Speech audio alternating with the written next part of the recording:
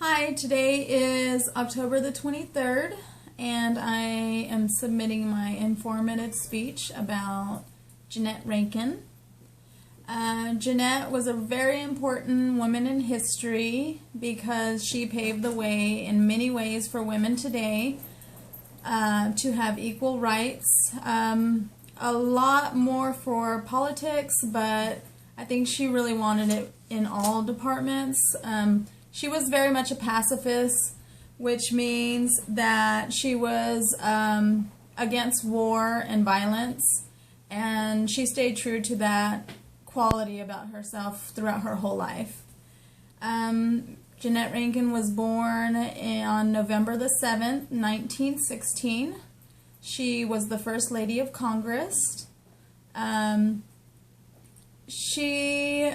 pacifist ways brought many changes in the government and the way people saw what women can do.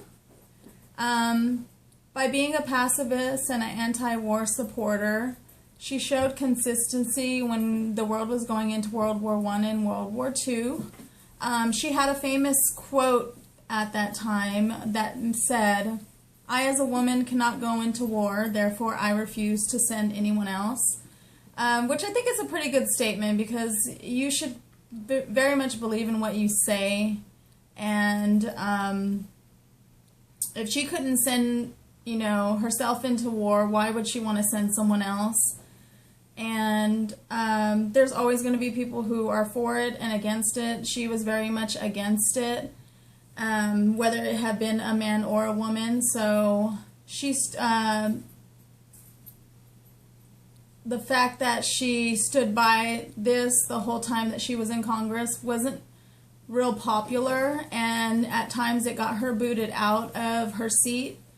But she always worked her way back in because her beliefs were strong, and whether you're a man or a woman, people admire that.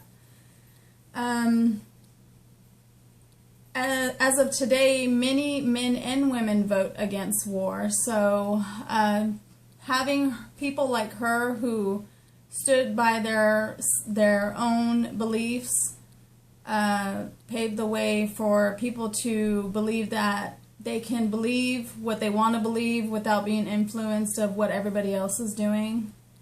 There were many pacifists that came over time just like her, such as Evan Thomas, Martin Luther King, Gandhi, the Dalai Lama, and Albert Einstein. All of them had one thing in common, and that was to make peace. Another great and interesting fact about her is she fought for the equality for women. A good fight for her was for women to have rights to vote. She believed that women should have rights to vote because we accounted for half the population, and that number is probably a lot more now. At the time, women of her day and age didn't have many rights, so everybody wants to have a voice, and they want to feel like their opinion matters, whether they're man or woman. And I think that at this time where women didn't have many rights, this was really important for her because many women think differently than men, and maybe if she had more women on her side that were able to vote, maybe there would have been less wars.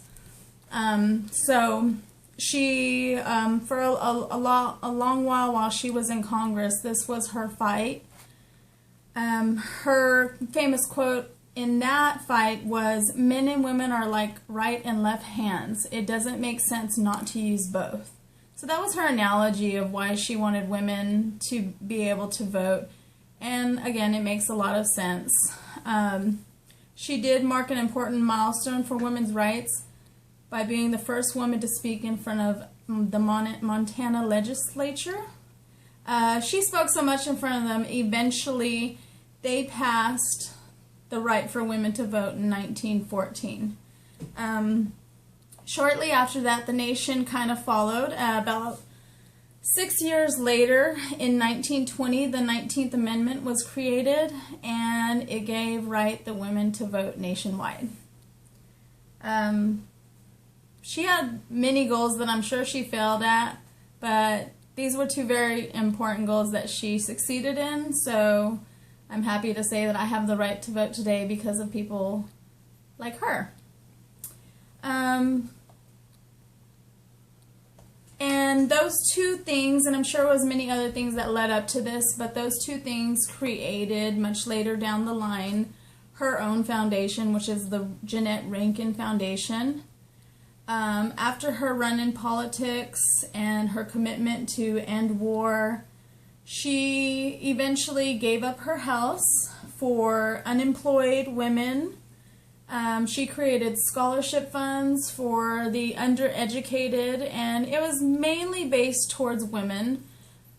In 1973, she did pass away, and there are many people today that keep her legacy going. They keep her foundation running, and I think it just gives women hope that no matter who tells us what we can or can't do, as long as you have hope, we can always keep continuing to reach milestones, and women today have many, many, many rights that we didn't have when Jeannette Rankin was my age or younger.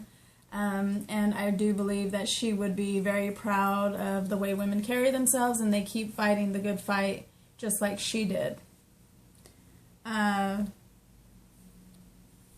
The numbers in Congress, state, and the federal government show just how much she paved the way for women. So she did a really good job at what she believed in, and making others believe that was a good thing.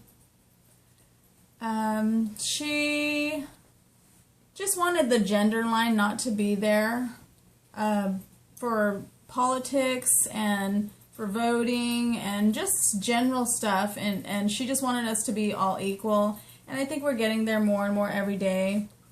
Every election that runs, there's more and more women running. Hillary Clinton, Sarah Palin, they're all members of Congress in some way, and I think maybe one day we will have a woman president. So in some way, I'm sure all those women that run for it, they know who Jeannette Rankin is, and I'm glad that I got to research her and get to know who she is, and it does make me feel more motivated to keep telling people about her and what she did for us, to let other women know that if you keep believing and fighting for what you want, anything is possible. Miss Rankin was definitely somebody who will always be talked about even 100 years from now. So I'll just close my speech by saying, if you haven't read about her, I suggest that you do. There's many more interesting facts just besides what she did in politics or for women's rights. So please take the time to read about her. Thank you. Bye.